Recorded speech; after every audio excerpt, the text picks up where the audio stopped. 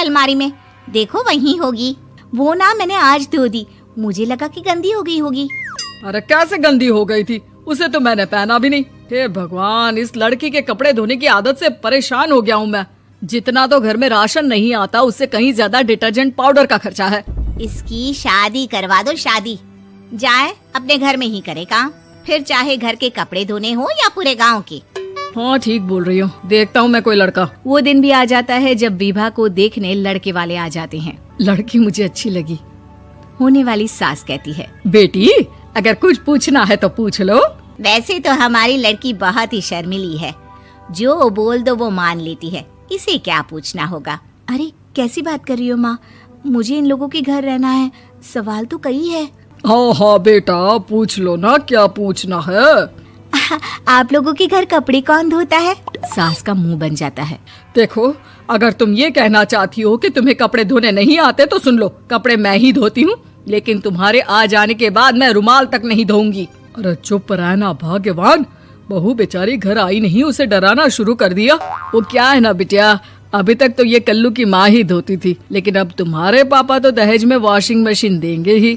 तभी विभा की माँ बोल पड़ती है, सवाल भी पूछा तो क्या। वैसे भाई साहब, मशीन की तो फिर भी कपड़े धोने की कैपेसिटी होती है। मतलब जो बिटिया दे रहे हैं ना विभा, इसे कपड़े धोने का बहुत शौक है। ये आप लोगों के क्या, आस पड़ोस गांव मोहल्ले सबके कपड़े धो दे और उफ तक ना करे। बाहर देखा नहीं आपने कितने कपड़े सूख रहे हैं, सब हमारी बिटिया ने ही तो धोए हैं। बस भी करो ना माँ, शर्म आ रही इतनी तारीफ सुनकर। और तो और एक दाग निकाल कर दिखाओ तो मान जाओ। हाँ अच्छा अच्छा, माफ करना बेटा, मैंने गलत समझा, हमें तो रिश्ता बहुत पसंद है। और ऐसे जुड़ जाता है रिश्ता कपड़े धोने का शौक रखने वाली विभा का। उसकी शादी हो जाती है कोयला फैक्ट्री में काम करने वाले कल्लू के साथ। शादी के बाद अचानक विभा चिल्लाती हुई सास के पास आती है। सासू माँ, अरे सासू माँ कहाँ है आप? ये तो धोखा है, धोखा दिया आप लोगों ने मुझे। इसे ससुर के चक्कर के बारे में पता चल गया। अरे तो उसमें तुझे क्यों धोखा मिला है? अरे नल में पानी नहीं आता, कपड़े कैसे कब धुलेंगे? अच्छा अच्छा, तू पानी नहीं आ रहा उसकी बात कर रही है। तो आपने क्या सोचा? कुछ नहीं। अच्छा, तेरी माँ ने कहा था कि कपड़े धोने का शौक है तुझे, याद आया मुझे। शौक शौक बोलकर कपड़े धोने वाले मेरे जुनून को कम ना आके सासू माँ, कपड़ा धोना मेरा गुरूर है।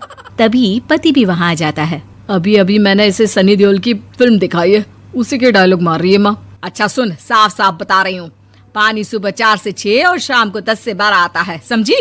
विभा टाइमिंग सुनकर हैरान हो जाती है। ये क्या भूतों का मोहल्ला है? सुबह 4 बजे उठकर कौन कपड़े धोता है? 4 बजे टंकी में पानी जाता है, फिर सारा दिन धोना ना, किसने मना किया? अरे कैसी बात कर रही है? 200 लीटर की टंकी में कितने कपड़े धो लूंगी मैं, सुबह ही उठ जाऊंगी मैं। अब क्या था, विभा सुबह 4 से लेकर रात के 12 बजे तक कपड़े ही धोती रहती। एक रोज सास पड़ोस से निकलकर कहीं जा रही होती है कि साथ वाली कहती है, हाँ कल्लू की माँ, जरा ये बताओ कि 2 साड़ी है, 2 ब्लाउज और एक पेटीकोट और एक नाड़े वाला लंबा कच्छा। हाँ तो? अरे तो क्या, कितना लोगी धुलाई ये बताओ। धोबन दिख रहे हैं हम क्या? हमारे पति सरकारी नौकरी से अभी अभी रिटायर हुए हैं और बेटा सुपरवाइजर है कोयला फैक्ट्री में। धोबन समझ रखा है हमें। हाय रे कल्लू की अम्मा, माफ कर दो, वो तो मोहल्ले में यही सब बता रहे थे कि तुमने बहू को कपड़ा धुलवाने के काम में लगा दिया है। सास को पड़ोसन की बात सुनकर गुस्सा आ जाता है। वो घर पहुंचती है जहां घर के बाहर ही इतने सारे कपड़े सूख रहे होते हैं जितने कि किसी धोबन के घर पर। अरे ओ कल्लू की दुल्हन, बाहर निकल। माँ जी यहीं आ जाओ, बाथरूम में चादर धो रहे हैं हम। अरे अभी हम धोते हैं, तुमको बाहर निकलो। ये आस पड़ोस वाले बोल रहे हैं कि हम बहू से कपड़े धुलवा धुलवा कर उसे कपड़ा धोने वाली बना दिए हैं। अरे छोड़ो ना माँ जी, किन लोगों की बातों में आती हो? आस पास के लोगों का तो काम ही होता है कि वो किसी तरह सास बहू को लड़ा दे। बहू सारे घर के कपड़े धोती है, ये क्या कम है? बोलिए। सास को भी लग जाता है कि वो बहू का ये सनकीपन नहीं छुड़वा सकती, इससे अच्छा है कि खुद ही चुप हो जाए। एक रोज सास और बहू मंदिर जाते हैं, जहाँ सास की साड़ी वहाँ खड़ी भीख मांगने वाली से मिलती है। माँ जी क्या बात है, आपकी साड़ी उस भिखारन से कितनी मिल रही है ना? हाँ हाँ देखो तो, दोनों की साड़ी मिल रही है। क्या बात है कल्लू की अम्मा, तुम खुद को तो अफसर की बीवी बताती हो और ऐसी सिंपल सी प्लेन साड़ी पहनकर घूमती हो। सिंपल और प्लेन नहीं है ये साड़ी। तो क्या सोने के धागे से फूल बने हैं?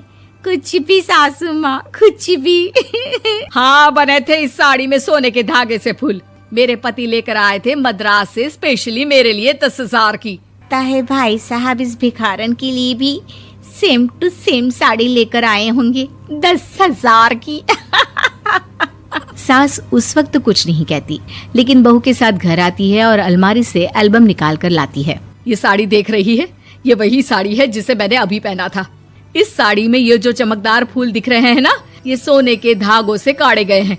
लेकिन तू लोकल वॉशिंग मशीन ब्रश से घिस घिस कर सारे फूलों को निकाल कर साड़ी प्लेन कर दी।